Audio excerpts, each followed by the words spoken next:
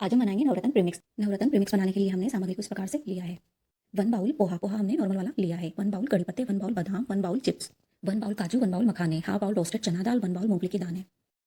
छोटी वाली बाउल से हमने 1 बाउल किशमिश, 1 बाउल पंपकिन सीड लिए हैं। सीड आप अपनी चॉइस के अकॉर्डिंग ले सकते हैं।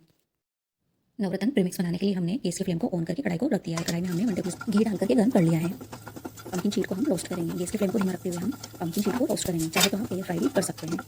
1 मिनट बाद पंपकिन सीड चटकना शुरू हो गए हैं, यानी कि पंपकिन सीड रोस्ट होकर के कंप्लीट है। तो हम एक खाली प्लेट में निकाल लेंगे। 2 टेबलस्पून घी डाल करके हम किशमिश को रोस्ट कर लेंगे। किशमिश फूलने तक हम किशमिश को रोस्ट कर लेंगे। किशमिश फूलने के बाद हम किशमिश को निकाल करके 1 चम्मच घी को डाल करके मखाने डाल देंगे। मखानों को भी हम गैस की फ्लेम को धीमा रखते हुए रोस्ट कर लेंगे। मखाना आसानी से क्रश हो रहा है, यानी कि मखाना रोस्ट होकर के कंप्लीट है। मखाने को एक खाली प्लेट में निकाल लेंगे। मखाने ने घी को भी एब्सॉर्ब कर लिया है। 1 चम्मच घी डाल करके हम काजू को भी रोस्ट कर लेंगे। हल्के लाइट ब्राउन होने के बाद हम काजू को भी निकाल लेंगे। बादाम को भी हम धीमी आंच पर रोस्ट कर लेंगे और चटकने के बाद बादाम को भी निकाल लेंगे।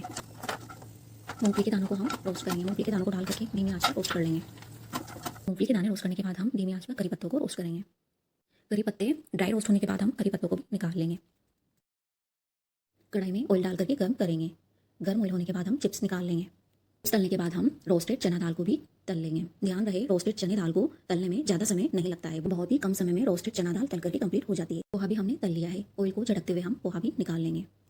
अब हम व्रत वाला नवरत्न प्रीमिक्स बना करके कंप्लीट करेंगे। उसके लिए हमने व्रत वाली सारी सामग्री बाउल में डाल दी है।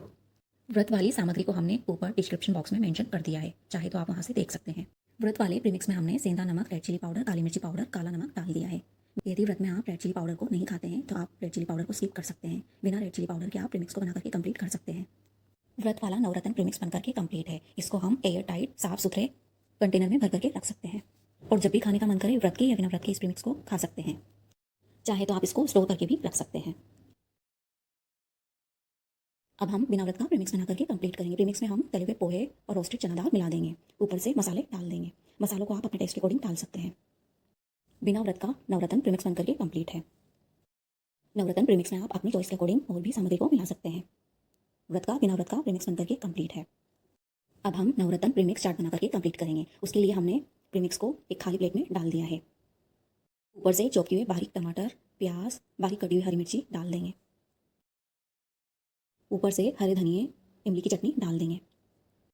बारीक नमकीन सेव, बारीक कटा हुआ हरा धनिया और मसाले मिला देंगे। नवरत्न मिक्सचर चाट बनकर के कंप्लीट है।